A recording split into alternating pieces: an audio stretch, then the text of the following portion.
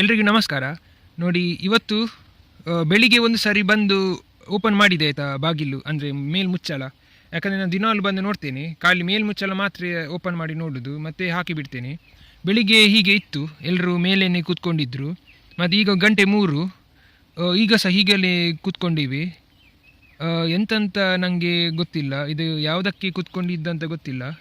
ಆಹಾರ ಕಮ್ಮಿ ಆಯಿತಾ, ಇಲ್ಲಾದರೆ ಸೆಕೆಯಾಗಿ ಹೀಗೆ ಕೂತ್ಕೊಂಡಿದ್ದ, ಇಲ್ಲಾದರೆ ಪರಾರಿ ಆಗಲಿಕ್ಕೆ ರೆಡಿ ಆಗಿದ್ದಾರಾ, ಎಂತಂತ ನನಗೆ ಅರ್ಥ ಆಗೋದಿಲ್ಲ.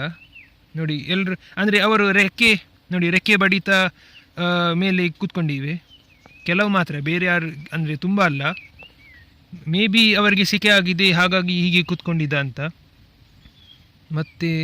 ಮತ್ತೆಂತ ಸಹ ಗೊತ್ತಿಲ್ಲ. ನೋಡಿ, ಇಲ್ಲಿ ಸಹ ನೋಡಿ, ಕೆಳಗೆ ಇಲ್ಲಿ ಸಹ ಹಾಗೆ ಎಲ್ಲರೂ ಸುಮ್ಮನೆ ಕೂತ್ಕೊಂಡಿದ್ದಾರೆ.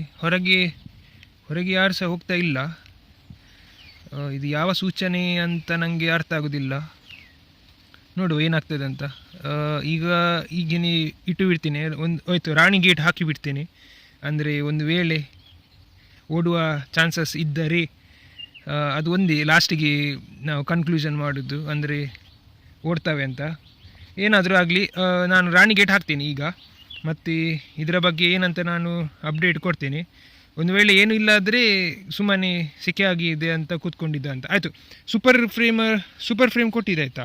ನೋಡಿ, ಸೂಪರ್ ಫ್ರೇಮ್ ಮೇಲೆ ಇಟ್ಟಿದ್ದೇನೆ, ಯಾಕಂದರೆ ಡೈರೆಕ್ಟ್ ಮುಚ್ಚಳ ಹಾಕಿದರೆ ತುಂಬ ಸೆಕೆ ಆಗ್ತದಲ್ಲ. ಅದಕ್ಕೆ ನಾನು ಸೂಪರ್ ಇದು ಚೌಕಟ್ಟು ಇದು ಮಾತ್ರ ಕೊಟ್ಟದ್ದು, ಫ್ರೇಮ್ ಹಾಕೋದಿಲ್ಲ. ಯಾಕಂದರೆ ಈಗ ನೊಣದ್ದು ಸೀಸನ್ ಅಲ್ಲಲ್ಲ.